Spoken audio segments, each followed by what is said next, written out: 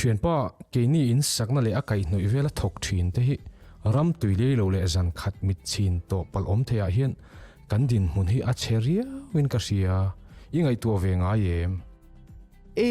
Keni tachu Lesde Department MBOCWWB Nwaya Cheng Somni Panga lekin registration katia Thatin membership ti nun nan Cheng Som pek zia ngaya amai ro chu Thatin Pelovin kum khata za somni in apek tlak ngal vek the ani team membership fee renewal fee hi kum thum thleng pek lok atheya pelok du tan apek the reng boke ham chat na sang don theya ri grum thila po cheng noi thum thleng don thein ham chat na kan nei bi ka si in sak le kai noi contractor mami dang noya heng na sang thokte India khole tui kum som pare da tang kum som ruk inkar bipale mei chetan the building and others construction workers welfare noya ham thana nei turin membara anji elu theya member na thona huna che swalna awanga boralte cheng noi thum thleng adon theya natna dang an na thona awang milova boralte po cheng noi kha thleng pek ani theibok member boralte vuina sen sole nupui pasal an nei na lom puina baka an fate nupui pasal nei na lom puina thlengin andong theibok member me chetan po naute an nei na lom puina andong theiboka fa pani an nei thlengin ahuam he scheme chungchang hre chiang du tan district employment exchange aizol lunglei siaha champhaya tele lesde directorate mineko ate zofia theireng ani Mizoram Building and Other Construction Workers Welfare Board Noya Hian India Khwale tu inia kumsom preda changa somruk inkar kum khatchunga ni somkwa tal in lo fai ni chuan member ini theya injak lu theite chu thing mystery lungrem mystery cement mystery rong noi helper electrician wireman fitter theater plumber iron and aluminium work thingzai balula nungla rora chu kong le leilaya inlo JCB dozer operator constructions machine operator construction driver le leiro chansiama inlo fate awama pension pa ngai le ram tuile lo wanga pension member chu kumsomruk atlin huna thatin pension cheng sang khat pe kaninga kumsomruk atlin ma a hliam emo natna khir tak emo awanga na thok thei do lo ni chuan thatin pension sang khat pek tho ninga adin huna zirin noi khat thlenga chan puina pek thei ani bok kum tin april tha apyangin life certificate athelu chin member pension la mek boral chuan a aya anupui hne na thatin pension lak mek chave 50% pek thunjom the ani bokam damlo le chet swal to pala ham thatna umte member chu damdo ina dalu ni chuan alu ni achangin ni tin cheng sang khat dongin kum khat chungin cheng singa thlenga dong thenga natna khir khan ve member te chu cheng ngoi khat in en kon na sen so tan pek the ani bo thina chungchanga ham thatna theite member na thon na huna chet swal awanga boral chu cheng ngoi thung theng pek the ani a chandang awanga boral ero cheng ngoi khat ni in buina sen so chan puina atan sanga pek the ani bo membership fee ngai zan registration fee cheng som ni panga atira pe ngaya thatin membership tin nan cheng som emo kum khata tan za som ni emo kum thum thleng pelok du tan apek lok thei boka ma se membership card athi achanga kum khatral mangeya renew ngai thung shichang du tan phone number kan tarlana hian azofia thei renga department website ta kim changzo kin tarlan ani boke It's the World Cup time. It's the World Cup time.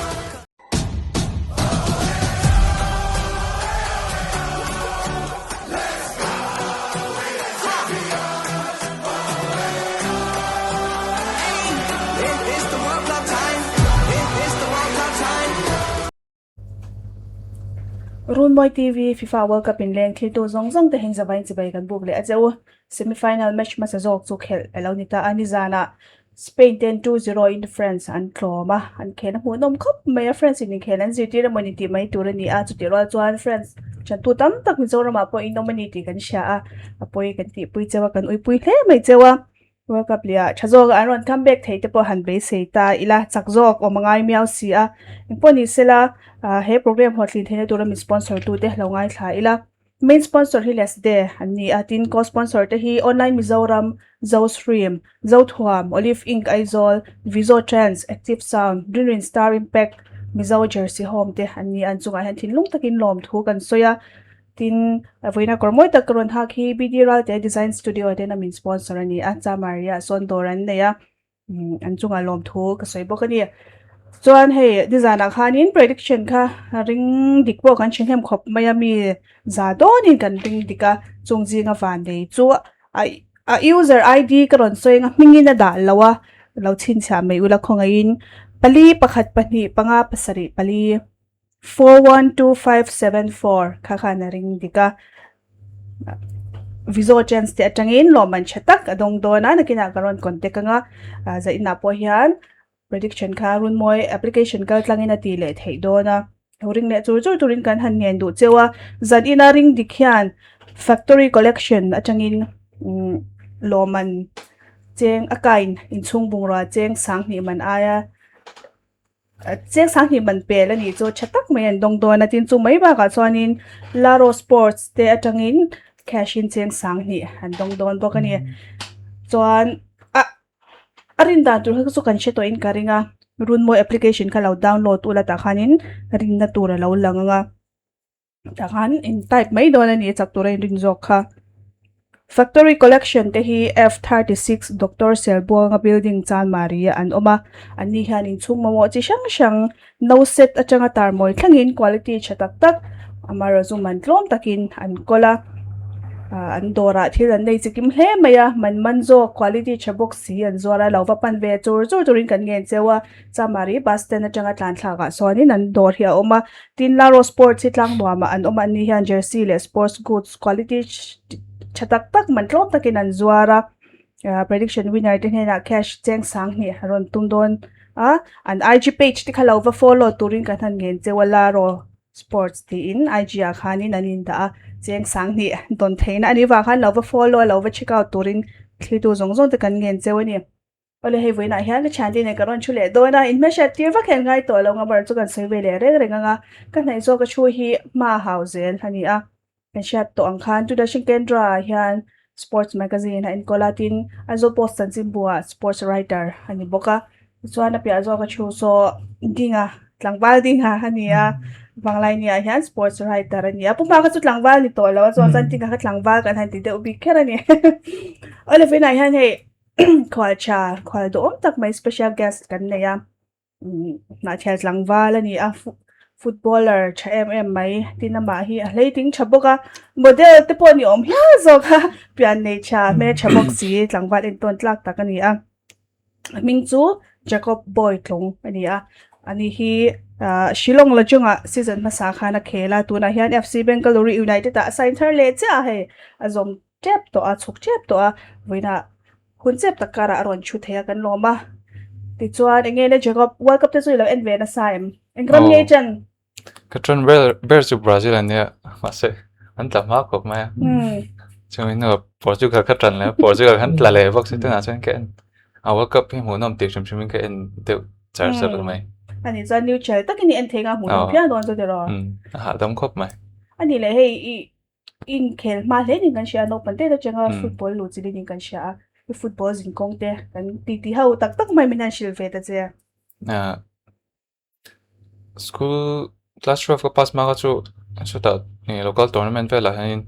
a khel deu char ka pa hianin 12 pass ma la hi chu in khela hianin min lu tiri phalwak lo zir na hi ngai poi mo ta chanin 12 ka pass no khanin Mizoram ayo khanin suproto khan ka kala ka tang khanin ka van nei lo pathian jara India ke ma 2016 17 khuizong ha ka chiang to lo chumi chunania chonin India ke ma khanin under 17 na le under 19 na han kom ta chon chumi no silong la chunga hanin under 18 na hanin ka kal le chuanin silong la chunga tang han cha maria khanin e ka kal chawa chan cha mari ka khel lai khanin FC Pune City ne hen friendly match kha e kan nei ta ke mani ta han exposure trail tu khani ta ka rang khanin e FC Pune City khan van nei wang thawin ti khanin min thlang chhol melo selega chonin e ti khanin an reserve team a umma sain ti khan ISL team ate ka thleng chho ve thei lo van nei tam wang zelin chonin ti khanin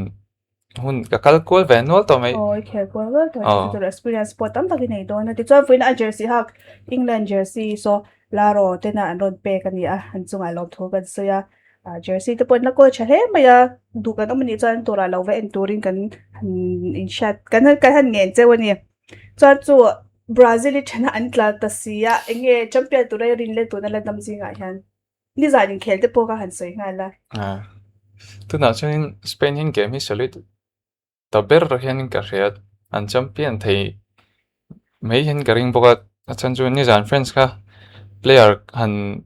khai kin ka chuanin a hlom zo ka chun ni nge ma se kha tiang khopa hlom po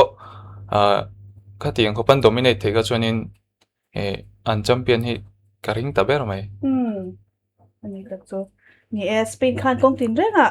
an chung nung zo ga ni zarin khela po khanin an che hei thelo midfield ta nga phe ka zarin in khelan ziti te pon ti hiala convention khata tin Spain kan soi ta ni mina kan soi ang thau khanin Spain han friends an ngam shim shima Euro Nations League le World Cup ti azonin an ne fight ta vekania engele dinga soma sa tamela Spain in atum ni natan World Cup final han luta an cham amasa khan an champion tu chuma han champion le thei ring em so ni zarin khel khai ngai mudan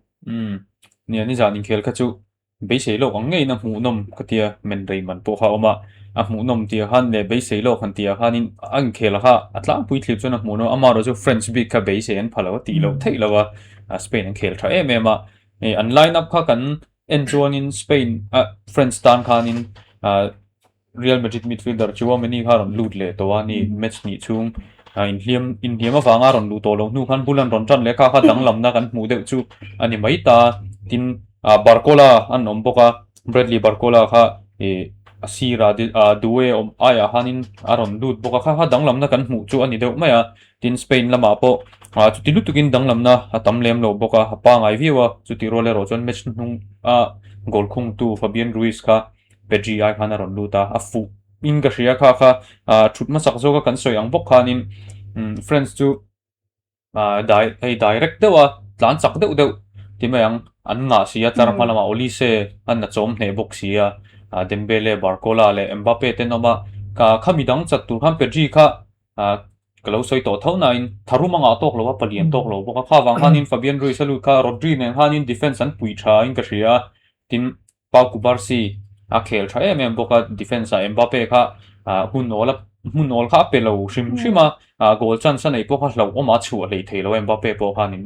in khel pum pui deuh tho khanin tin Pedro Porro le Cucurella sira an ron ama Porro khania ke ma lo ngai dana deuh kha chon tlar malama tal num ti chi ania Spain tang kha chuanin Lorente lutir kha fuzo ka ngemo ti ril ru khan kalo neya chan chu a check tur te han nila Dembele te Mbappe te ho Barcola te duwe po ni se an lo ni to bok nen khanin malama tol num ti chi lo ni bok nen Lorente zo kha lu kan lo ring dewa amaro chu ada luya de la Fuente khanin lefa Cucurella om boka game dang ang thonan tla chok nem le thawa amaro chu midfielder an chung nung zo ka kha midfielder te khan Rodri le abikin Fabian Ruiz khan defense an pui than lo cover ne mema kha an goal botina tu pakatania tin Dani Olmo soi mai athiang lo boka chevel kha hunu ma player tlan chak tak chu han ni lo ma se cherang tak ni lo ma se la a hui khom ne ti mayang French player ho kha a heap khom ne ama bula hanin midang in space an lo nei thei pha khata khanin ni jana then khatla ya bolang khal an choku goal vela han bor lai lai pheka ju Iniesta te ko ril ruwa ron langa an khel dang hain ang phian maya cherang ni lo ma se la tin Oyarzabal ron khel thavio boka Lamine Yamal soi mai thiang lo boka ni goal la mala van dui tlung zela Lamine Yamal ni jana po khana khel thapop maya penalty lo chuak tu wania France lama chonin ka soyang nge in kalorin lok nge in Lucas Digne khan check ne chi lo devani ni na taka kha chuanin Theo Hernandez a lut nu kha chuanin a zia dewa amaro chu alut tlai ta ema Digne khanin penalty an hlo chu dana po khanin nge awareness a thatok lo kati don nge Yamal kha aron tlan lut aron in bar luta af player fing takani ti reta Yamal po aron in bar ludana hanin ball clear tum lai tak khanin aron su pheya ball ni lo khan Yamal zo khan pet futa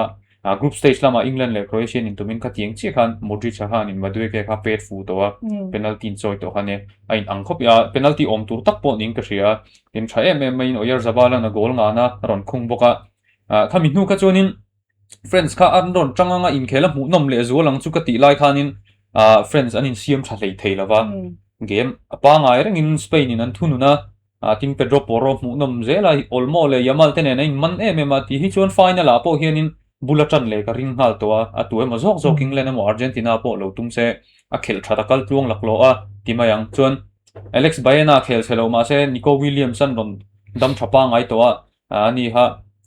khel chia tia soi tur chu ni lo ma se Nico Williamson in hiam ha amang tang kai tok lo ka tia ke chuan in final a po hianin first 11 hi chang kherang em ka hrelowa chu ti role ro chuanin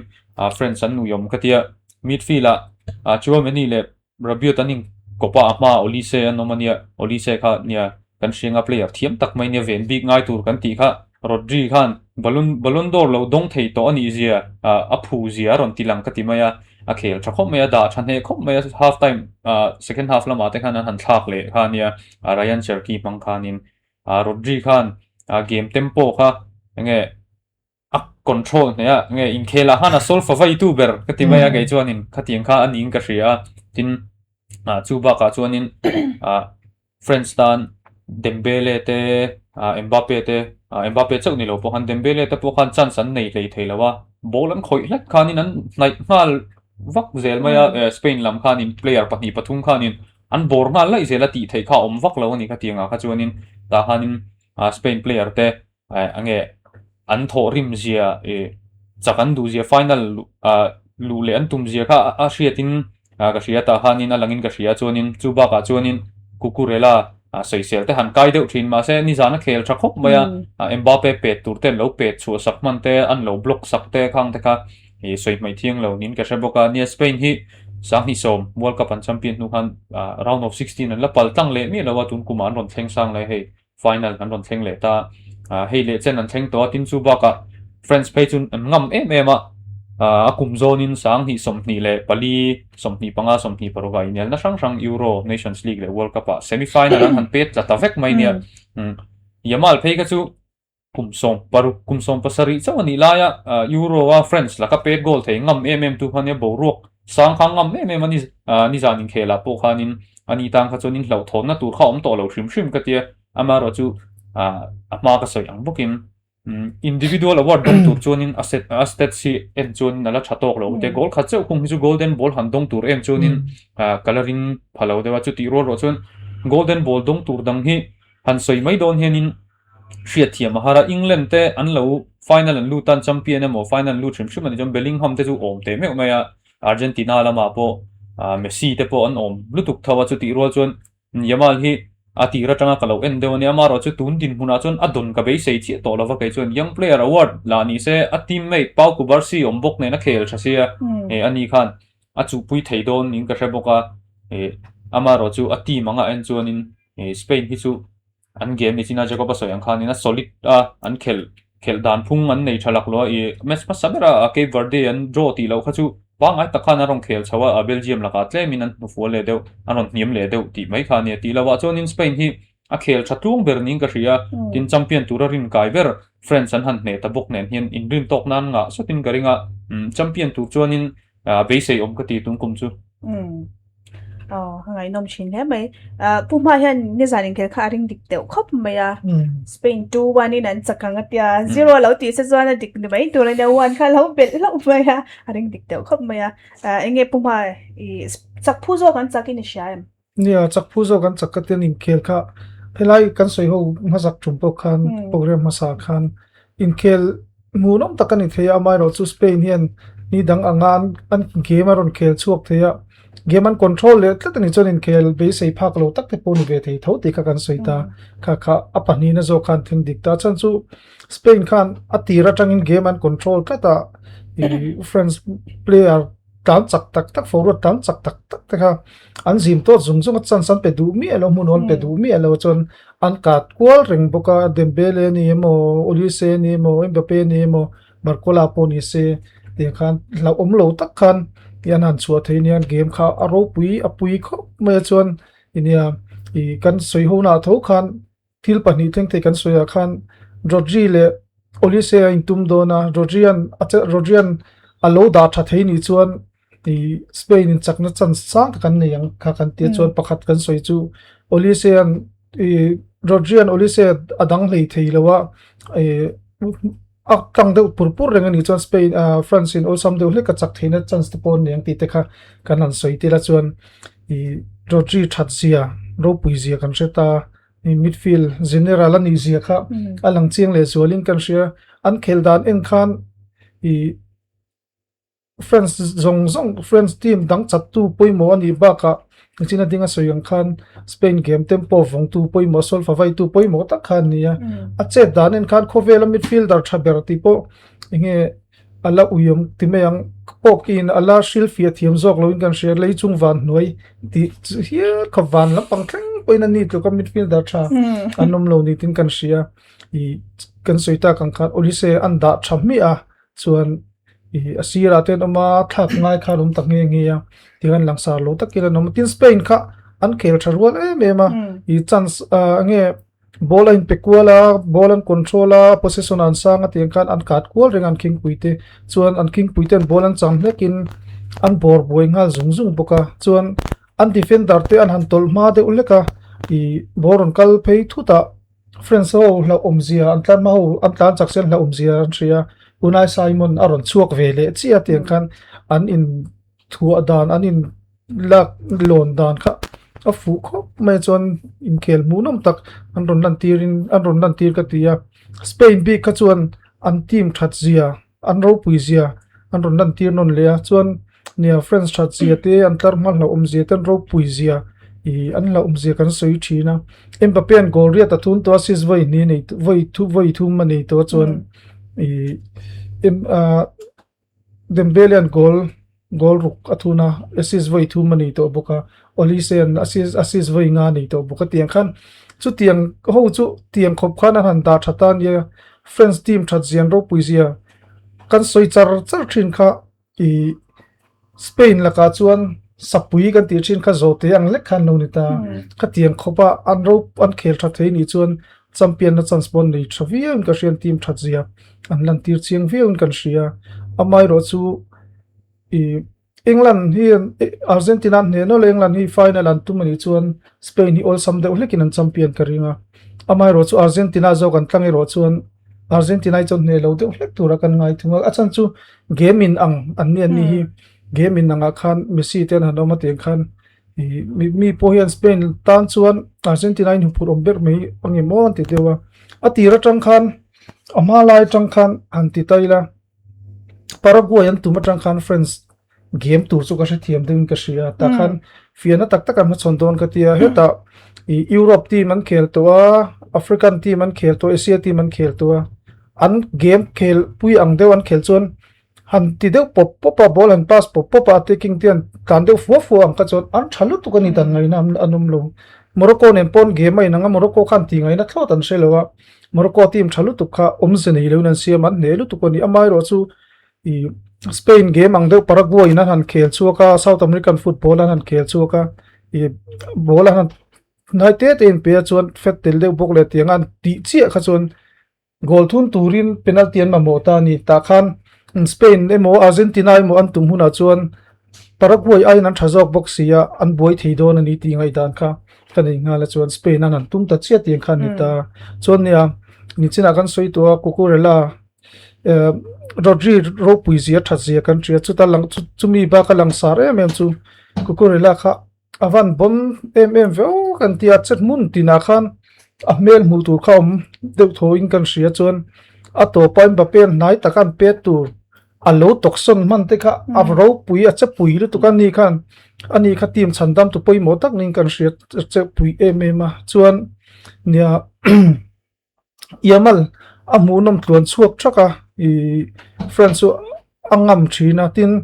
Mbappe hian ngam deuh hrim hrim a Barcelona hian I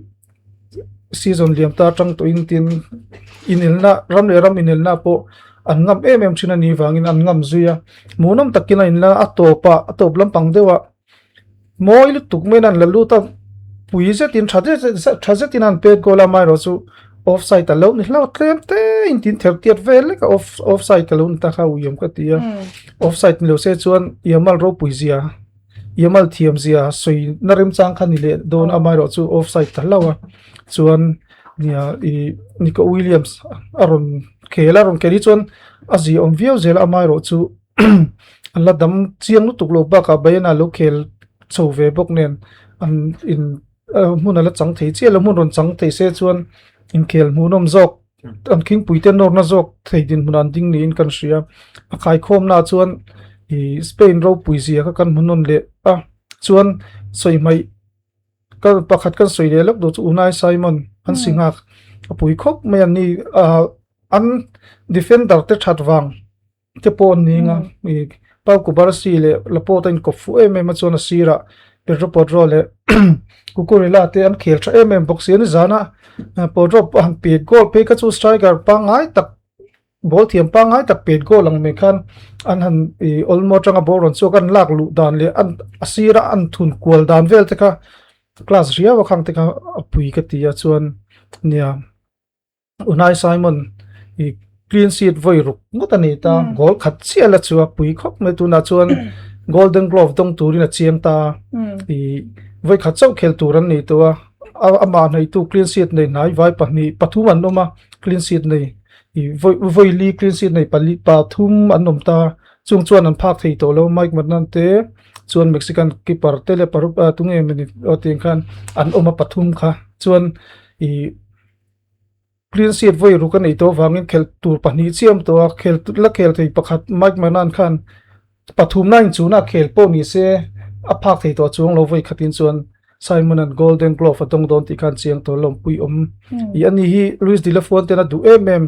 khan ya English Premier League ka Golden Glove voi thum ngot dong zon to David Ria ya du zok khan ya ni peichon de la Fuente peichon Spain a chuan Unai Simon kan sia David Ria kan shelo Ria kan shelo ti hialan sei khan ya khatiang khopa alo du sakle alo rin khan World Cup ngai Golden Glove an dong do na baka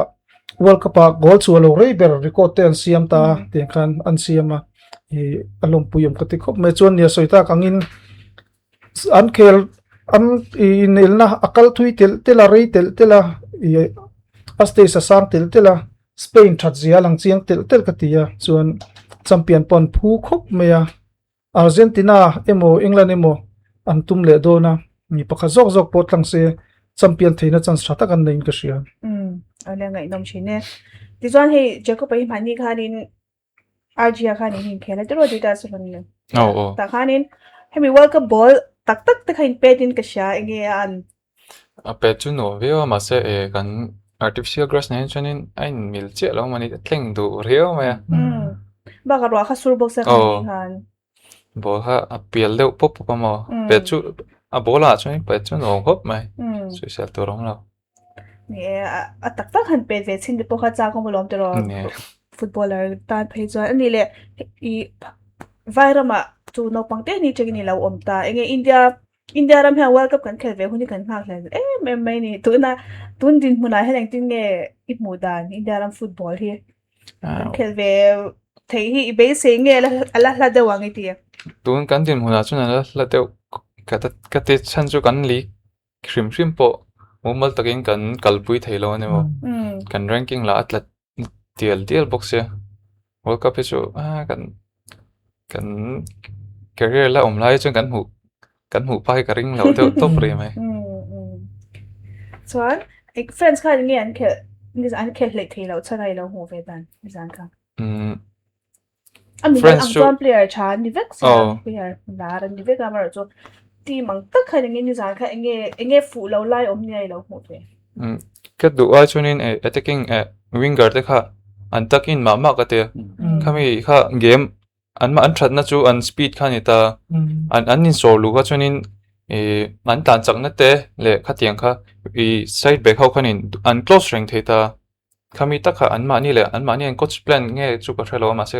an that na le an chak na ber tur ka ring kha an ma ni kha an in da nil tatlat khan ka ria chunin khatiang khopa alaya compact trasi kha chu Mbappe kha chu bola tan achan kha chu na hlom ta tlang pui zela chu Mbappe kha alaya da lo khanin asira da zok ta se olise le Dembele kha alaya da se olise kha right om se Mbappe kha left om se khati khanin game kha effective thei zok ngam o kha lo te ve ka lo ngai to ve kha theng kha chani ase an coach planning kha fu lo ve de chung ngar ni zanga chu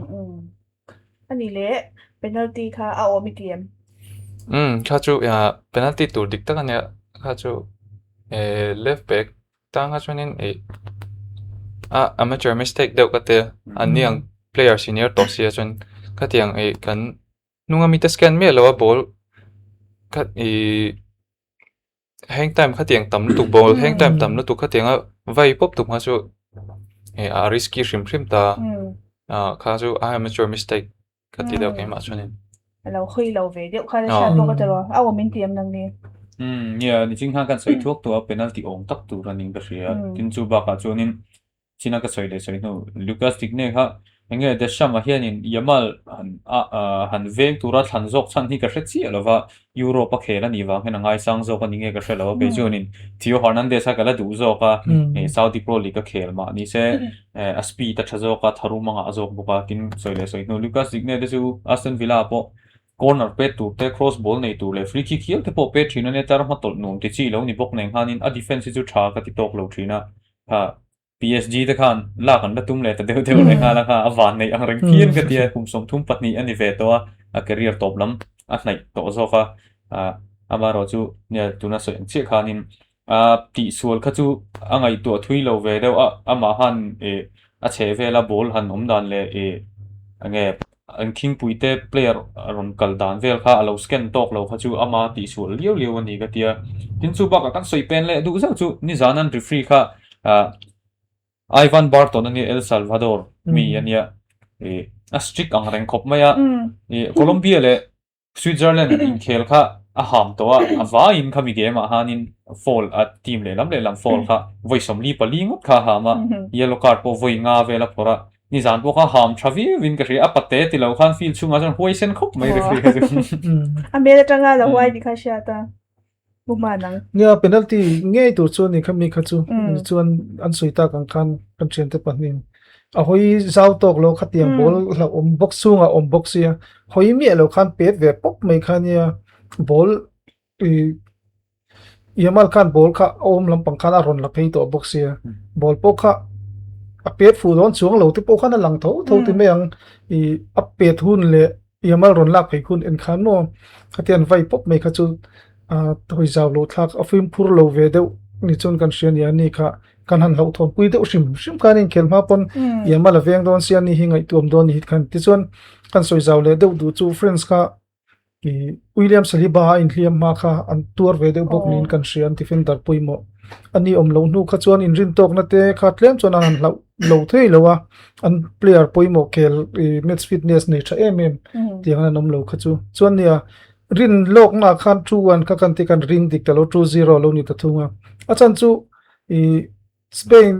Spain laka team thapa ngai tak gol khathan tun vet mei thei tu ra kha chon Spain kha kan da shima mai no chu Spain an ron khel thata ema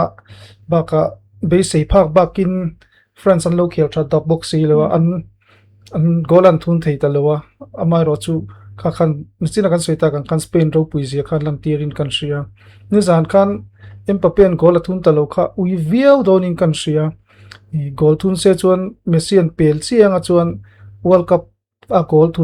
Cup zong tu meng mo a goal thun tamlam panga khan a record an tuk pui chi abokanga goal ni tan thun se chuan man suai thei tur ani chuan tuna chuan goal an thun ta lo top scorer ni thei din huna alading nangin zani na Messi an goal England laka Messi an goal thun ne mo final ate goal thun ne mo ni chuan Messi a khan tariawa chuan Messi tan World Cup a goal thun number all time angin mo goal thun number ni chungin kumli chu an mangral ve shim don ta chu nia hi engem pung zong chuan Mbappe goal thun lo te pokha Messi tan mal som na ni na lai te pon omin ka ria chuan ami mal dak chuan karma pokha Mbappe kha chu a khel thapa ngai viau amai ro chu Olise le Dembele kha ngai o ta chi alon veng ne lu tuk te pon yanga ngai no ta chi alo kha an tuar le zol nin kan sia ti de ka kan soi kwal vele ni chu ole first segment ang khachu kan tu tok don hnaya nga Spain chu soina huna la om do da final ten la lu to na kan na soi cheu do na anh quên thì sẽ là anh nghe friends khả nan nè anh coach te point how đủ mấy thì anh nghe nhìn xem chuyện nó lại tuổi chỉ có bạn bulletin sẽ được rồi friends khả nan cái công ty khả năng xây lệ ula chẳng kan chol don ya cái mà nhà cho nên desire này là cái gì hay chắc tụ nó tak ang ka ati mà top an mason na tura ni ti kate aba ka cho nên talent jo cho nên an nit luk chu an ri lawanga ma se khati ang chắc du na thin lung ka an nei le zo langa ka ti ke ma cho nên tin sai chun zom menga ke ma ni nia di khop maya an coach ti der de shaman friends and call nun ber na tura ni to a tun world cup hi champion nge ya thlan du kan rin lai khanin ang khel da nen khachuanin an du lu tuk thowang an ril ru chuanin a khela khanin an tilang chuak lo ka te ke po an chan dang khan chang ul lek lek amoni chu ka ti Mbappe te po hun top lama chu lo de win ki paran va ti le khela chu lo de khan yellow card ten huwa khang han an chan dang kha chan dan dik lo zok nin ka ria chu ti ro le ro chuan friends chu an chengai tak tak lawa tun nai phei chuanin chu wangin euro te omdona world cup ten omdona hei tuna phei chuanin Scotch tharatan ZAN pele ti deuh to soizoman om le deuh to bok nen hen poru kan lar nei don cha win ka ria amaro chu tun world cup a tan chung kan tha lo ngai tan u yom khop mai ka ti Euro sang ni somni pali semi final a an tlap tum pokhan kalo sai ve to chu hei the sam hian kumsom pali tu na chon kumsom pali do na lo en kol ta thang khat lian chuang zet lo en kol to ta chuan ani nuaya an ton turang zong zong hi chon tong thokhat to tek tik thar lam le engmo I til thar lam han zir tur hi nei lut tuk to lo mi o katia I an khel dan hi kan chaka in ngat bol rang deuh do en pe king puite nor pup pupat I gol va thun me chin an nia an khel dan pa ngai khel hei ni china kan sei to Morocco te Senegal te tiang nge Europa po Spain ni lo tiang te England te po tum se ne lut ne na hun rem chang te mai nei chin an nia amai ro chu khatiang game dang thiam tan chuan danan ol lu tuk ta ni Spain in tuna po alang che em chu Euro semi final an ne to Nations League an ne le World Cup an ne le World Cup pe kha chu ni zan pe kha chu an ne chiang le zol to ni an khel dan phung le an dan tur khan chiang to lu tuka chuwang chuan talen an nei tha coach pa ngai a en kol ri to box thil thar lam zir an nei lo nin ka ria chu ber chu an mutan nin kan ria nia de sam chatangai ni chu tero de sam chuak to do na chol ve to do na manager thar nuai coach thar nuaya chona thar le tik thar te an han kheldan phung thar ten han nei tura kan ngai ta chuan an player thar rol dan en chuan coach thar nuaya tik thar nen kheldan phung thar nen ril ru tharin aron kir tura kan ngai na chuan thazok in lan tura kan ngai ni chinan soi chak du na tak krom she na angkha an nei lian tok lo Argentina te chu ni se khatiang kha ni le don mi lor top khang an tu le pop mai don eng lo po ni se tiang khopa beile tur khania kha khan Argentina ho sen big le chak an du big je kha langta chi World Cup a po khan France kan an ron su zel ni final a khan khati chung khan be dong to tur ngai ni la khan be dong lom ti sham le tun World Cup a pon no thin khatiang kha nei ve se chuan khai game hunom khan khel chu thei karing chuan nia team thatak an tla pathum na tel chuan ni thei tura kan langa ya pathum na ni turin kan hol dewa chuan nia an kan niam ve tel tir shir na chu sang hi som pariat World Cup an champion a sang hi som ni pani World Cup a final an lu tho ma sen champion zo talawa sang hi som ni paruka final lu zo lo in semi final an han tlata pathumna ni le chon chu pakhatna panina pathumna tiang khan an niam ve tel in siam thar chu an ma mo player an ni that em lain ni engpo ni sela manager thar coach thar noya ro in siam changa ro in di thar le tur angai la France chan tu te polo lung phang lo ula Euro le te World Cup le ta chan tun ai chazo ga non le kan be sei pui a du san te po kan han lan ve re ngani an che pai ma phalo ma ore lo te kan so la nga Argentina le England in khel tu ne kan le thwayam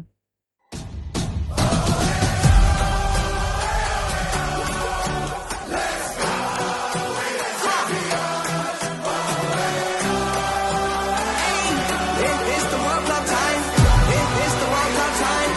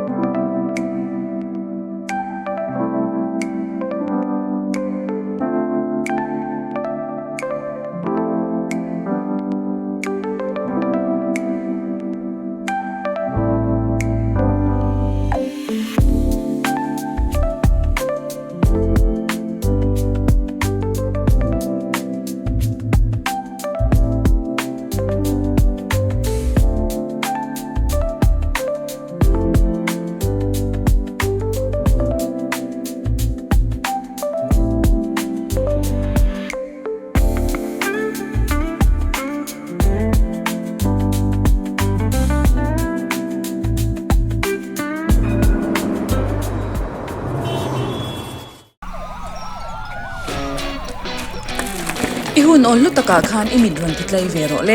Movie chi chang action, horror, romance le series mo nam tak tak ma ni chung le yang na turin itan ZoStream mobile application ome. ZoStream mobile application hi Play Store mai ba ka Android Smart TV chante in all samte download mai thi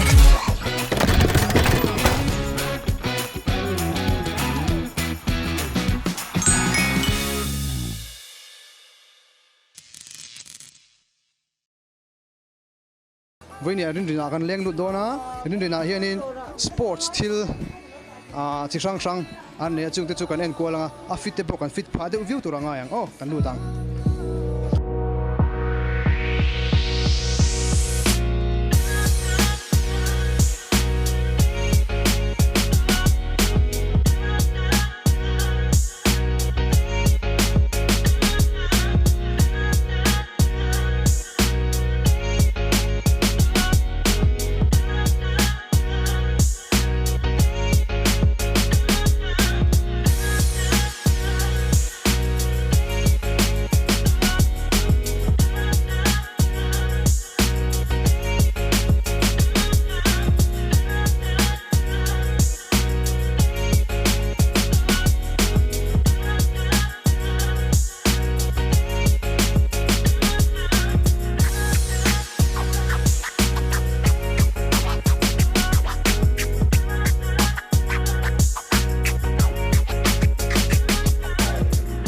Thulo mom de du mai chu rin hianin sangni somni le paruk hianin angkum somni kenlom nan discount tha do mai tipoka Instagram a rin collection tin ama in lo follow nga in lo enve theu don ni oh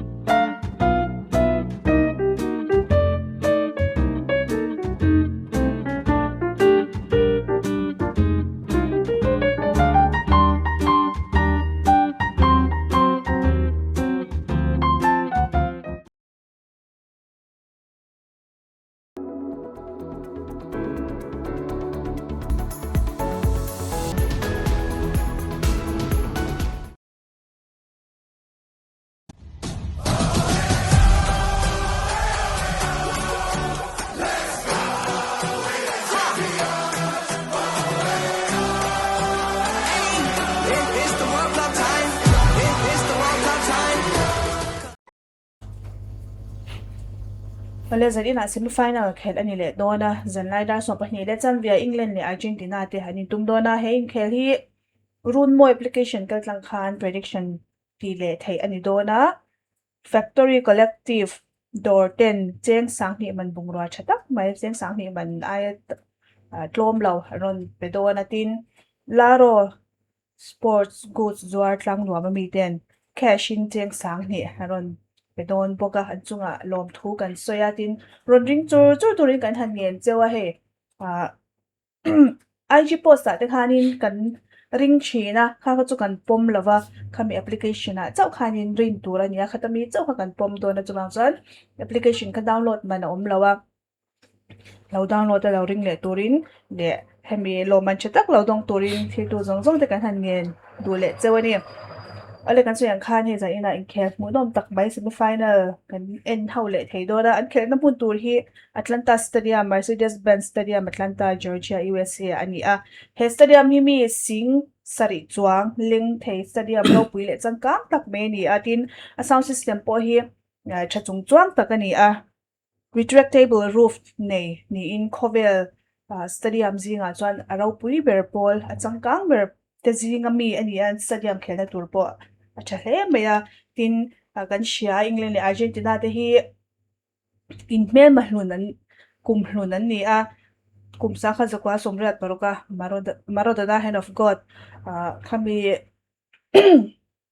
chuba thil thleng te po ha kan da share nga tin maroda na ina ma autobiography le khabu azia po khan kha thil thleng kha azia ga khuba kan lak theina ani ti vel khatyang khan maruda la po khan in inom ta khan le khabu khan in azia nge nge atin red card David Beckham red card chungchang te le thil shang te po an history han soi tur hi atam khop maya to bangda zaina in khel tur hi a theu neu don lawatin fence te po ani ti boy lo nan zani in kheli security te po chattakin uluk nge chungdang aya khawzog in security te po an duty don ni ti te khagan soivel tu akan soi masa chuan hey England koraha azai da yan England chan don em cheko pa hi enge zain game mudan kan clear lock there chan hem chu ka nei to chona ma se England chu tuna hurricane le Bellingham in kop hi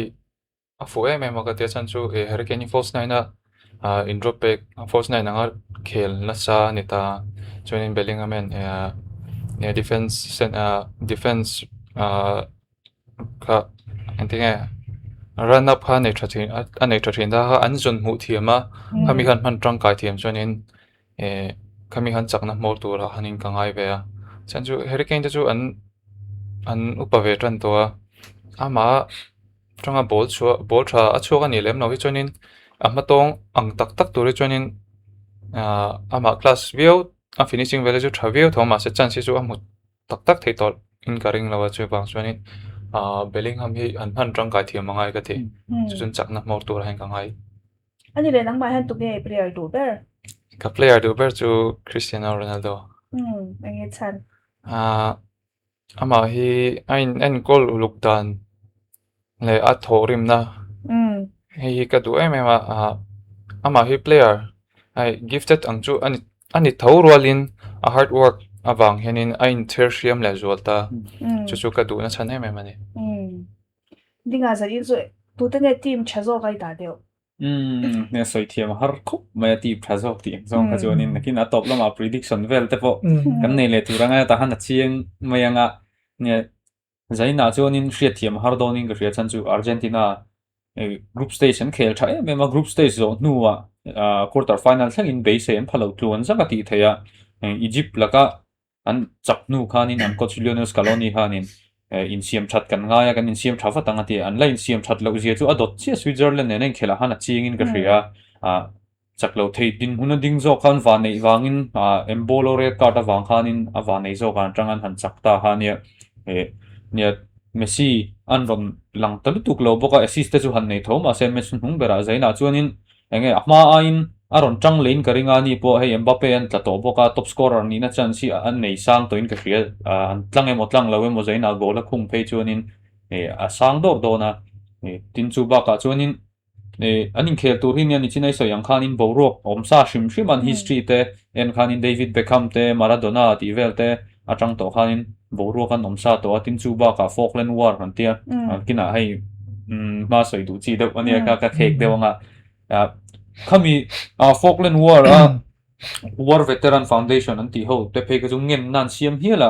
an Argentina team khanin politics ne na kai koplo turin football acho in sorbing tur khan an tia tin anin khelna tur Atlanta muna police te po khanin stadium le chevela invent himna khauzo kin an kalpui don ti te khania boru komsa in ka rianin khelma ho po hianin ne Argentina kan lut masanga 4-3-3 emo 4-4-2 hi mangde tla puya Scaloni hianin ta hanin a player te po arin nga hi arin non tlang puya han thak zeu zeu chu om thoma se amaro chu tun truma hianin 5-3-2 ang deuh amang don tia soi hi atam khop maya media sang sanga khothlang lam chanchin bu ate po khanin kipara chon Emiliano Martinez khoi chet thiang lo ang kluk ania ta han 5-3-2 man don a han defense la ya khel tur khanin Lisandro Martinez le Romero a khel thangpa ka han player senior Otamendi hi alu tir don ni soyom boka tin right back a Molina an omboka nia Molina chu a that view rolin an soidana chun tuna hian Diego Simeone fapa Atletico Madrid coach Hemi fapa Juliano Simeone hi a omto mai thei boka right wing back a khanin a chan chu ani tlan saka defense lama pui thalu tukloma se enge center back pathum man to don awang hin a poi ti lo deuh don po ni na langa left back lama hianin Tagliafico le tungen kha minkan soi mai dona Tagliafico le Medina kha anin lu chok deuh thina hei lut turzok khriat thia mahara anni pahning ha tu po lut se a thapa ngai ve ve tin midfield a hianin McAllister khel thkhop maya Switzerland laka khanin first half a phei ka chonin a hmu nam khop maya amaro chu Rodrigo de Paul nen hianin bench a da don ti deuh te kha omboka Enzo Fernandez ten han na ombok nen khanin amaro chu de Paul emo McAllister Paul lut se a thavek thawa chu ti rolin Paredes a khel thachin khop maya ani poi first 11 chang tur de wan dania achan chu defense lam pui thachin ani Paredes hi kan hrianga Egypt laka te khanin andon noran counter attack lo chu chat tu ber khania Rodri te ang em chu ni lo ma se Rodri te khel dan deuh nen hinai nanga tuna a khel thin dan hi chu wang chu ni kha first 11 handa tum ti deuh te kha soya ni boka tin tarmalama Messi le Julian Alvarez a in kop tir don ti khani boka Alvarez hi nia a khel thalo khop maya World Cup ma sa ngai to phei chonin goal po khung tam tok lova amara chu match nung bera goal moi du inaron khunga tin rilru hi phir ve de don bokin ka Shri Alvarez po World Cup pon lama Arsenal ti te PSG ti te nen soizoman lo ni vereng bok nen Barcelona te nen khanin boina neu tlap le tlap inkara lo om ve chen bok nen khanin rilru hi a pelu tuk thei lo de te pon ni mai theya chu ti ro chonin na rong khel thale to khop maya a khel that lo pon Syria top scorer Lautaro Martinez alo omboka tarma pon ngai tu omlu tuklawa amaro chu tuna ka soiba ka khanin mi mal langa kan soiba ka khanin team ang hianin ang khel thatok lo fo maya tlap ram te zok mapon kan soi to quarter final team nen bera ngai tur Switzerland an han tuma an han chak chok chok te kha ti maila 3-1 chuni ma se game en chuni an chak chok chok anga ngai theya khang te kha champion tum team tan choni na hun to lo ka te quarter final anga te chuanin anin siam that fe angai dona tin chu baka Messi ain lar le angai bokin ka ria Switzerland nero Egypt ne nan in tuman comeback game ang pluk deuh tho kha angai donin ka ria amaro chu Messi po Egypt la ka hanin an dang ne khop maya first half a khanin alaya hanan khela a free roll chu han pechin thoma ser dinglama tanga nor khana thama zo ka Egypt la ka khan khatiam khanin England chaklok na lai deuh hi an zona chumi manga an nor thiam te po chu ngai donin ka ria Argentina hianin chutianga an weakness an va mu fuwa khata tak khan an va chu thei ani chuanin Argentina phei chu ni china soyang khan beidong ngai lo an nian khel dan shim hian chak do ne modon no ma to thena tang thin an ni na hian atopa hi chon a lelamte an nor tom zo ka ten tang thina Egypt la ka po chianga ka khatinga hanin an chak lo tura han dangot hi chu a thei big lovin ka ria tin England lam kan soi kai le ngal mai nga England po first 11 hi a thak vele zeu renga maro chu a thak po hianin angai deuh an mang tho zela thak na ho po an panna bera kan soi thin right back Esri Konsa amang an match nung bera hanin amaro chu Reece James adam to right back aronda le to karinga Reece James right back tura Thomas Tuchel hian du ve shim Reece James chu Champions League Chelsea champion pui kuma arin roll ber khania aronda le karing boka aba khawi chu left back a han Nico O'Reilly hi chu next chok so hi nom donin ka shelaba tun World Cup a hi chonin alaya hen marge hi dam chiang lu tuklawan soi kha an rom start tir boka match nung bera tin chu baka John Stones so boka amaro chu anin kople kherang em ti hi shit lova match nung bera Norway tum kha chonin Haaland an ma chon chat dona Haaland khelpui thin pathum khan da tho bokha khan Haaland kha an chepral ne boka atifu viovin ka ria midfield a hianin Declan Rice tun thlengna din hunala chiang theilova Norway la ka pu khan first half an khelna in an khel chin dana kan huwa chuanin Rice hi chu Elliot Anderson nen an ding dun ta tarmala ma fa pui jok thini Rice en amaro chu Norway la ka khan an soya coach te pon ni vel khuma mu to an ti adam lo wang khanin an ron start tir luya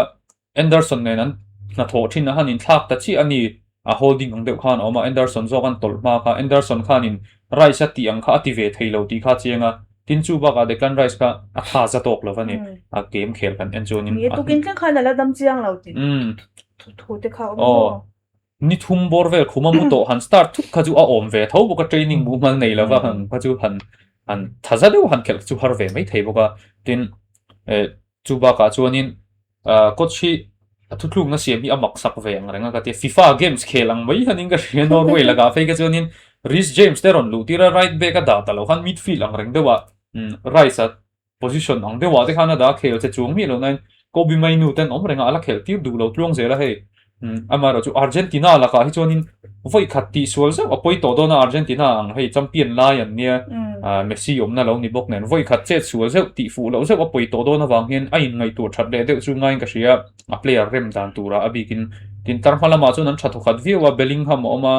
Anthony Gordon e Rashford polu che azielu tu ka tin right wing ai chon Sakaron start ti le ka ring to chan chu Norway la ka ha chonin matwe ken da deuh chan kha chu center bars Patrick Barkley shoulder up ti vel Antonio Nusa te khan right back lama tanga ron no ran tum halo trace back turin na ni meng chu matwe ke kha an da dewa saka aina tu atlan sak abuka wang khanin ka ha chu a om reng tho maya amaro chu zaina chon saka start ka ring boka Hurricane na omdom boka Hurricane nia kha mesun humbera gola khung lova zaina chunin Argentina laka aron din chu ve ngai to dom bukin ka ria Bellingham nena an hanin che that chok deuh hi che that chok ti mailan khel thalu tuk thawa goal in khunga anon in lan sak chok hi an van nei pui boka England hianin Congo laka te kan munga Hurricane goal pung hangin an chaka tin Norway laka Bellingham ani ve thunga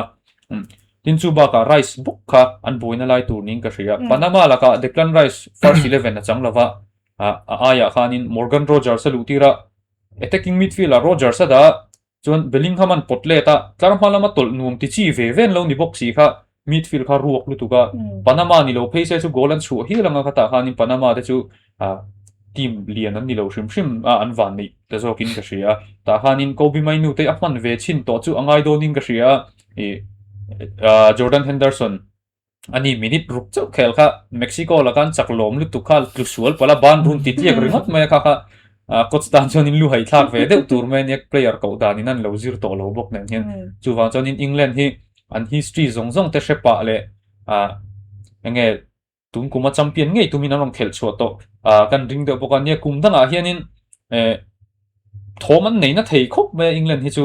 World Cup ani mo Euro a po hianin an fans te le an player hlui te zong zong atang tum kumero hi chu kan champion don ti soi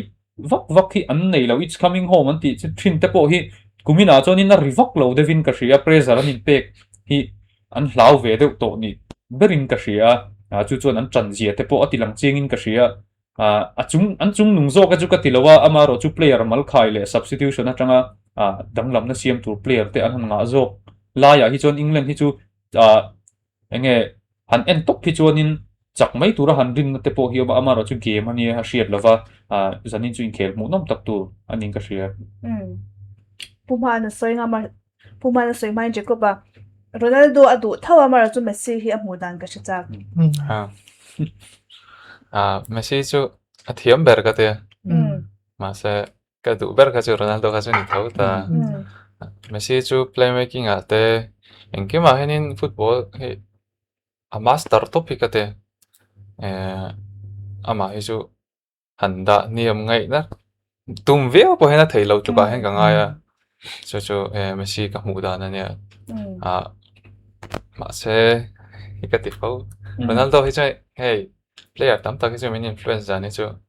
a football lam pang ang zong tak a chen kan mentality la hai kan ke mani kan taksa invon him du na kong zo nga henin influencing a zo kin ka ria ni Ronaldo du ro khan Messi an ta da che chuang lo ti lai te kha poi ngo ka tia chan pu ma hi history zong zong nia khang ti kham chip chai do lagi ni soi thei ka renga tin zani ni khle do chan jin te po Argentina kha ni an soyang kha ni kha khulama an training na te po khan formation kha mang chin kwal ma sa di soi te po kha ma zai ni khle tor zau te min han soi top mai te ne an history eng wanga an ni ram pan hi lo in ho chho em nge lo in mel mak chho nge ni ti te boka soi cha kom ka tia mase arido nang renga athui du ang renga mase toy te soi kan tuma kim chang du si in chuan kan soi ma sak du chu i niron rom ko pui hal kan munom takani lo pon rap thak takaniang ti kha soya za ain khel tu ri munom takani lo pon rap thak ka chu tel kher lo pon ni se munom tak in khel munom tak dang dai takani kan ringa in khel munom atil thleng zong zong hi thleng kim theidin mu ading ka ria chung chu penalty red card i gol pa ngai tiam chmo chuan an din mun en chuan an team din mun en hi chuan penalty shootout te point thleng mengim o ti ngai dan te kan nia anni panin khel hi khovelina en chak me ni renga chuan eng level a po in khel se an boruak hi atang at renga chumi atang at renga chan engin huan na chan te kha an history ten sei ve ta sim simila thain kan ria mitam tak chuan i Falkland Island in chu ram an in do atanga in hotan ni hen kan nga ya kha azual zap aron an in huat le zual na chan chu ni ngei amai ro chu ama po khana in lo ho to ni ti te kha kan sei chho do na chuan sang kha zakwa som ruk le pani gi khan ofai khatnan ul ka pa hen in tu mani chile in tuma ta chuan 3-1 in England hin saka kha an in tum to boruak pa ngai boruak dai ve pa ngai ta kai tum chun nia ngai nia tu thlengin chuan sang kha zakwa som ruk paruk World Cup kha England in an thlenga an champion tum kha ni nge khami tum khan quarter final Argentina nen hen in tuma an boruak ka sang khop me England manager Ralph Ramsey khan Argentina kha ramsa ang nei ti khana ko ni ramsa kha te khana ko wa chun khan Argentina player hole an ram tan tu te kha an player tan tu ram ni pui te ka ti thin rim me man ke boru kha san pha le zuala chuan anin khela referee khan Argentina captain Antonio Ratin kha anot chuak ani trong se du lo der khan at chuak du lo renga kha a chuak du lo lui ve ta re te khun nge chen khan chuak du lo ma se no chuak khan ta thowa chi khami po khan soi zuya lo khop me chuan an khela England player poimo Gia Farts khan goal athuna 1-0 in an chakani chumi tum chuan khami chakna goal athun po kha offside atang nge thun ni nan ria offside nge ni nan ria Argentina khan lung oilo emema Germany referee nia khamin khel ham tu kha Uruguay po kha lo ham thla to chuan Argentina lo ni lia South America khomola mi huatna paithak duna anei ni ti khan an soya khami kha boruak ti sang zual tu ni chuan i khami in kel kha Argentina ho chuan el rabo el siklo ti khan han sei chu i kumza chunga ruk na lian berani an chak tu ruk sakan ni tian soina khan ta chuan in kelan han banga jersey han thleng an tum te khan phela han in thleng deu nok te pokha an nom hona amai ro chu Argentina England manager Ramsey khan in thleng a phal lo le jersey kha khami tanga in ho chauta em boruak nei lian chauta em khan nia an in huan boruak in huan na boruak lian takan nei lain i kumsang khaza kwa somriat le pahnia i Falkland clear car kha an in chu sui le ta Falkland Island an tita chon Isla Malvinas antibokta khami kha indoron chuakta i British in ne nan changa Argentina an tloma mi engem zat an in nun nan chana chuan an in do nu loka in do nu World Cup sang khat sakwa somriat le paruk a khana in tum le tan quarter final kha boru kha trang khop me in do na muala an ne lo kha Argentina in kel muala ne ngei tumin chanan han khoa Maradona ho in chuan in kel munom takan han lan tira ne point ne tok fiawa chuan Argentina tan Maradona in goal ni atuna Maradona goal ni thun mangin 2-1 in ne nan changa chuan Maradona goal khat na kha i tur kan soifo kan hriate mem han of god khanita chuan golden ber tun tring golden ber tia hria talania khami tuma an singha petel silton pokhan Maradona hian ngai dama dil du lo wang khami han bol wang khan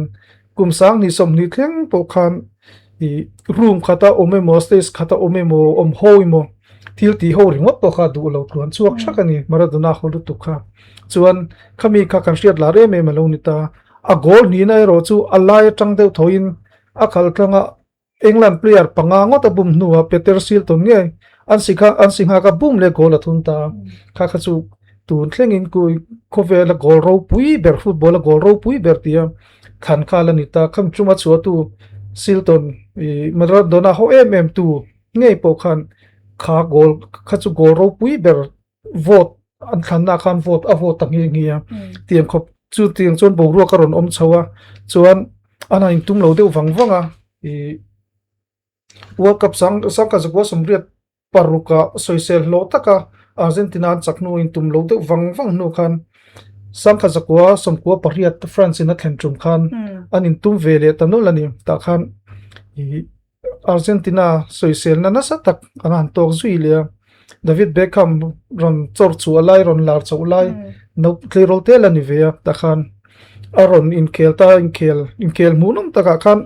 I tuna Atletico Madrid manager nimek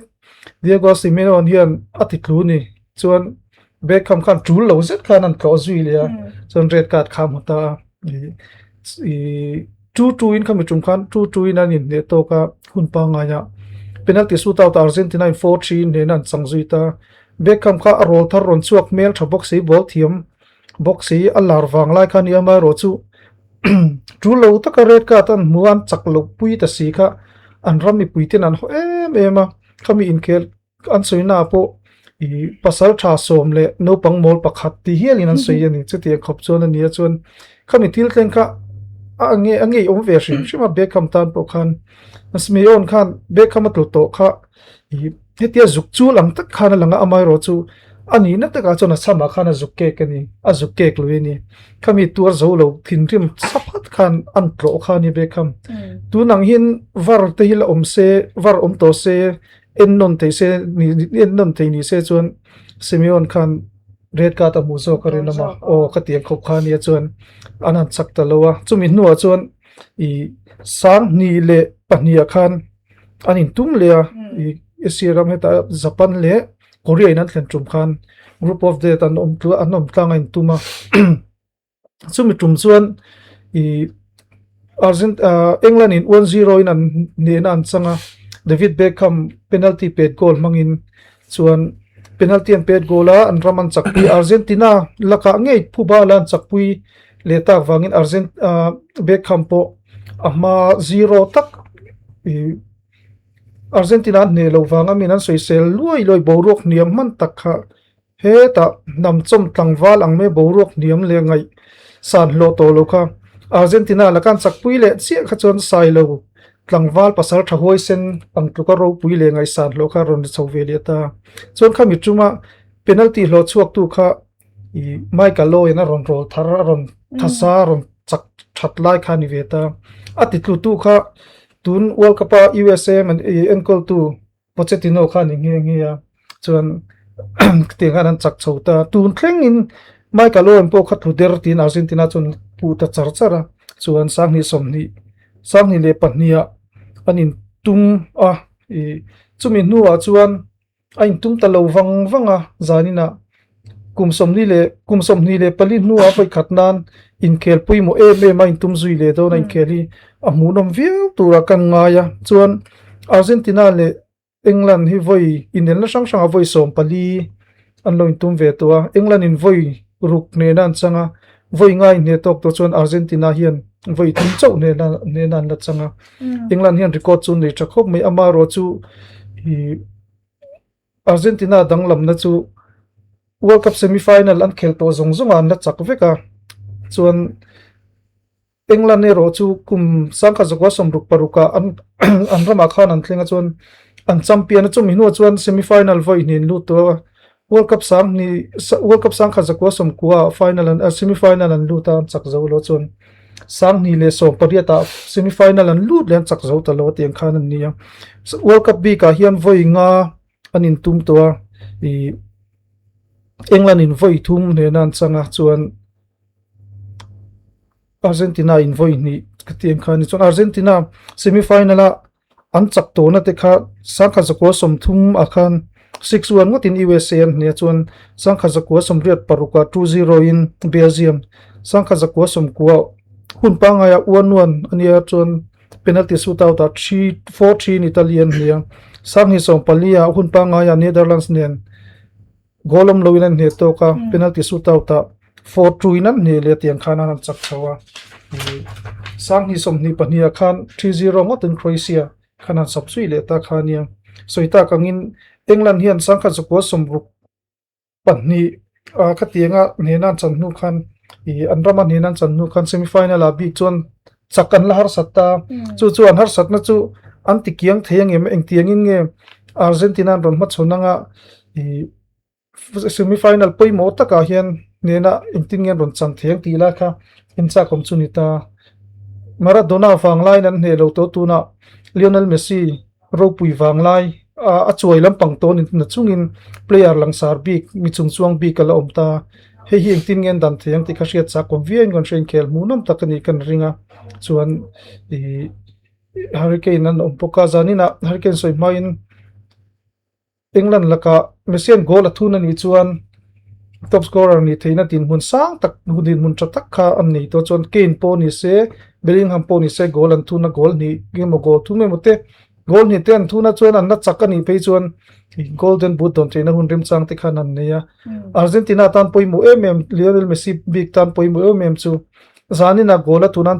chak pui ni chuan final an ni chuan golden ball le golden boot don kop trainer rim chang thatak ania golden ball adong le ni chuan World Cup avoi thum golden ball dong hasaber anianga chuan i golden boot ne dong kopani chuan golden boot le golden ball dong kop masaber ani don boka chu eng tiangin nge fiana ron ma chonang ti khashia ta cha kom patia anni pani inkel turan nia team in hal main nia i England in heta nge diar kungko an ma chon angot te le khatianga don kalso tu angot khani lo Argentina po tan po Switzerland te Egypt te an ma chon angot kha ani te to lo tu na chon team hoi sen an ni na kha anna sa zual zo kin chak aron lan tirang chak du thinlung pumi an ni na kha ai na sa zo kin aron lan tir ngai do na in khel mu nam tak borok tang tha at ani karing angai no ni beng war thak le mai ole Jacoba coach nitala mo zaina hanin engtin nge team bi rem ve ang chandan tu nge chai ti zok shim an coach hat an coach chuan England coach nge a player kaudan atang chuan le ti tang chuan thaga ti zo san chu a player kaudan shim he minglian tak tak ko lo anga ta khata hanin a player kawa hanin athunun te le a game ang tak structure khel pui thei kha a ko ni nga ria khata chuan ama hi tactician thatak anin ka ria ta sang deuh zo sa ting in rem kwal ve lang le han rem ve chin shim te han rem kwal dan ve po ha an khel tu an khel dan pa ngai ang hian a chai ti England ni chu game solid tak hi chuan la nei chi chuan ka hrelo anin siam that vio chu ngai ka ria zo kin Argentina hi chu nge an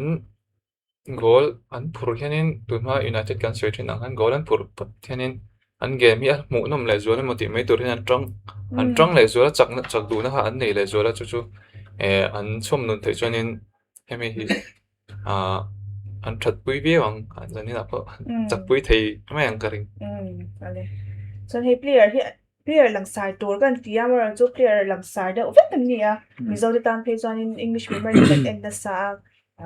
England player te chu kan mai share de ovet kan nia tu te ne kan endeu bi kan ron langsar tur deu te no minin shan zaina hian Bellingham le Hurricane book ki en lo tur ani doning ka shige England a chuanin chu ti rol chuanin an Kane le Bellingham ka sum khel that wang le beise san wang kha ni ta tin rin le na ne na en tur hianom poka Reece James te Declan Rice te an lu tani chon he line up ala hriat lova dam chiang lo chunga khel ten nia tin James midfield a hanaron mang le thut mai ngem ti ngai dan ka ne ke chonin Kobe Mainu la mang lo ni china soyang khanin midfield dara ko reng si minute khatma la khel lo hi tuna hen England score ta pali anoma an second keeper len third keeper hani ba ka Kobe Mainu le Ivan Toney an ni boka a ring tok lo ve shim ni hen a hriata Thomas Tuchel hian in a chan chu han ko tho ma sela an chak chian to nu ti mai ang anga po hian minute tlem te lu tur po na lu tir ve mi lo Jordan Henderson te chu kha kan chinga minute ruk ve la lu tir to chu tiang ringot po chu minute la chan tir lawa a system atan hian in a tangkai lo ti nge phei chu ka hrelawa ala ring tok lo khop maya chu ta chuan in ama ai hian in Reece James hi ron lu tir le chuan in midfield a an khel don ani hei hi NB turan ni bokin ka hria tin Argentina lama chuan in soilo theilo Messi bok hi a mu nom le donin ka hria kan hria nga hei a khel tha em em ya World Cup nung ber tur ten lo ni to bok nen voi ti na champion phei chuan a pui view donin ka hria tin chuba ka Julian Alvarez a rong khel tha chho khop maya mu nom thina ni po tin antar nung an ni a po Lisandro Martinez le Romero hi an pa ka tian ni pani hi atar nung han pop zat chang chu ma se defender a chuanin poison anga ya chu an mani a henin mu tura tam ka tia an ni ho ka en big tur chu ning ka she Puma nia Lionel Messi hi en big tur chu ni le nge don ani hi chu player chung chuang big hem mi point ma chon shrim pon sa khan ya chuan ani hi munom tura chuan kan ngai le chuan England lampanga chuan Bellingham le Harry Kane bok an poimo le via donin kan hria chuan Anthony Gordon hi khel tha thei khop mai ni munom khatia aron munom lengem ok ti ka ngai tua aron che thalea midang nge an khel to te Mexico te le khatiang lak a che tanga ron che le thei ni chuan Norway po khan khel tha thokat viwa tiang khan khatiang ron che le thei ni chuan Argentina hian tar munga pop veng reng box ya ron che pui thei viu tura kan ngai tangkai thei viu tura kan ngaya chuan leilam panga chuan I Saka hi athavia wa mai ro chu ke ma hi chon tlan chak jok le tharum te pon nga jok tlan thei te ulek madua ke hi ka du de uzokar ama ro chu ron lu don le don lo chu ka shelo chon nia ani team ni hi khomol pui san te om in hlat de pon ni se team in chiang ve thokhat tak chon ni na la ya ma achan chu Julian Alvarez po ni se City ta na lo khel reng to ania England defender ho hian an chiang don eng tin a hla ziate apan na lai te pon chiang don ani City a khelpui chin Johnston aloma dang hi chu City defender tuna England in ko dang hi chon an khelpui man che lowa ti mang chon an khelpui man che lo nga ma ro chu an ma chon to tho nga mai ga hi te pon chuan midfield ani se Enzo Fernandez Chelsea rin roll alonia McAllister Liverpool rin roll aloni poka anin chiang em don Declan Rice te Elliot Anderson te nen po tiang khan in ma chon thang kan nia an thiam na line thiam lo na lai te ba ka an hlau na le an hlau lo na lai thing en chiang turan ni chun Argentina defender pani Alain Romero Tottenham captain alonia chon Lisandro Martinez United ta na tam thani chon mun changde reng mai khan lo ni boka tiang khan anni khan EPL an ma chom thin kha an chiang don boxia chuan singhak ni se Emi Martinez ni se Aston Villa Arsenal tang Aston Villa khel tiang khan EPL a ming langsar tak kha lo ni boka team in chiang takan ni na lai kha an oma ta dang te pon man soivek seng lo ngai ta la tiang khan an in tum tur hi munom viau tura chon kan ngaya interesting takan ni wangin chon Alvarez atir lampanga Julian Alvarez a ron lu tanga an tan ko le na savia wanga tlan nga sian pura ni pe chuan mo gol an thun lok lo ni pe chuan Alvarez chuak si lo in Lautaro Martinez a ron lu tanga pahni in an han nor ko panga chuan striker pahnin Messi a sir vela no ka chuan an la le viau tura kan ngaya chuan an game karin dan do a chuan Argentina hian tungdang anga game an control thei ni chuan France le Spain in kelang te onle khan be sei phak lu tuk lo inge game dul veng reng de Argentina chu ball chang tamchi an nia chuan ball an in pe a he ta an vak hreu thuk thei lo ni chuan an singha kai mon defender ai mo an pele le ting ka in pe kual chen nia Spain game po hi chess khelang de ole khenan soi thina minute som ko chung chess khel tir an kalkual an film takin an kalkual khim puite chau no tian te chin ni kha tiang no khan England ne ro chu tu ma tangin hit and run an kha game khan la ni de ranga kha tiang khan nia Spain in France an dang ang khan Argentina hi an che viau ni lo chon game control chungin dang chat ve reng thei din hunan ding nin kan ria chu lai chu amai ro chu England tlar ma thatak player nei thatak hi Argentina tlar nung pop ve tak ki an pal tlang lak lo ni ro chun gol thun pup ve thei tho ni tho in kan ria chu lai chu mu cha kom lai chu nin ka ria ni em mo hi cha kom to khop maya zaina hianin Messi chen tu te nge Hurricane Bellingham chen tu te hi nui zo kang tu nge tap zo kang ti te po sha ta cha kom to a eng point ni sela han predict ve le shim ila te ro dinga yeah cái England chắc dọc turin karinga 2-1 in karing Bellingham le kay na nan pe goal lang so i club do tu nge Argentina Messi tang na chuan in Alvarez vale kan zia khapang puma 3-2 Argentina Messi goal ni chuan Lautaro Martinez goal khat Messi assist voi khat lo chin charu o chi tu te khan chan je ko pa hena nge rin don o ke chu anin draw hi karinga chuan penalty a in Argentina chakari chat me anya rin dan chan cheu kha ngai ve lom te ro enjoy goal lut lawa enjoy ring enjoy shim kha ka chu 1-1 in karing 1-1 tu nge adik ber kha lo man kha don thei don ya che sang nin dong ve thei mai thei ni kin rin dik chan 3-2 karin na pakhat chumo Argentina hi voi sari voi rukmo an khel to hian voi khat che 2-0 ne dang zong chu goal thum hian thun veka so goal hian thun the maro chu goal pon chu ve thei bo mo so wang chun goal thum chun thun ve le me karing goal ni tal chun chu ve le chu ka ring thau men ale nak tu ga kan chu chiang do le lom te ro chuan hei vina che ko pa boy tak chung in ron chu theya kan lom hle maya itangi thuk don ikal thak don ni som ni pasari borver in nga ria chun thlan July thla mo chuan in ending omzeli tumle hei thei chu in na no pang dona thei chu in kheli tu mem Ronaldo te ngai sang buka hei kum somli ra la po ending khel zak me ha tang tur hen tin nge mizo te tan hei mizo te chu kan retire ma em mani khata khan tin nge in en ko lang ambul pi para chuanin ri thei thil laka henin footballer ni chuanin fitlim hi ngai ka te zu le mom laka te mani taksa in ankle uluk hi ngai ma taksa fit that te kan nei le in te kan uluk ngai a khata hanin kan fit that chuanin kan performance khan in alo zui me kan engang panin skillful poni mai la kan fitness in a phak mi lo chuan kan tilang thei don chuang lo ta ha mizo te po hi kan ISL khel lai po khanin in hum khanin khatia club party ve kan na khanin ke ma po khamin rila notice player tiang zule khatiang alcohol engma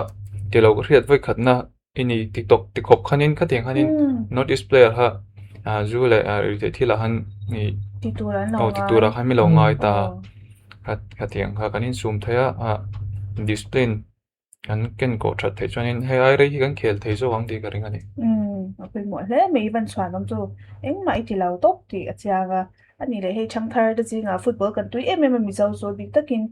no pagte ti han zo ti la engei len na ni tum kan ti harin professional footballer and da for main school dam ta ka po ha no pagte te pon ta khanin engei le nangma experience nei tam be ta jinga mi inia no pang zok te tle ro zok te ne na football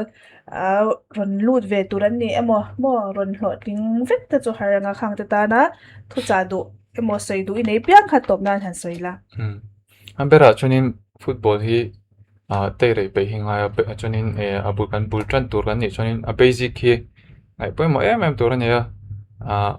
hei la chen ngang kalpanin kan practice na kan ti na sat per chu passing la receiving ta hi basic mizo chuanin kan ti ngai hi ti non hi kan pe lo thina he ti non tur ani kan thiam to ema kan ti po henin ma son na zel tur hi ma football ai chuanin le pakhat chu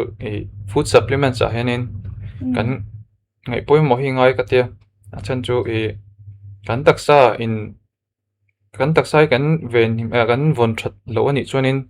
rei tak in khel ngai na ha om lo shrim phim ta kata khanin ei tu tha te enge ka taksai na mamo ti te hi kan hriat chiana keima ni kanin chik ve hi ngai ka ti kamram te chips ti ve noodles te vak vak lo nei chu te lo ei ve ni panin kata voi ni ang te atiang te kha chu a om lo thei lo nia a se in a thei in zoom kha atu kom lo ane kan lom hle mai nang po ikale zeda tura Runmawi TV ten tu sana kan hlan cha tun ai sang jok he ai sang jok Mizoram India ram timing thatu iloni zel thein han tu sakna kan hlan cha ti chwa theitu zong zong te in khel en nuam ve kule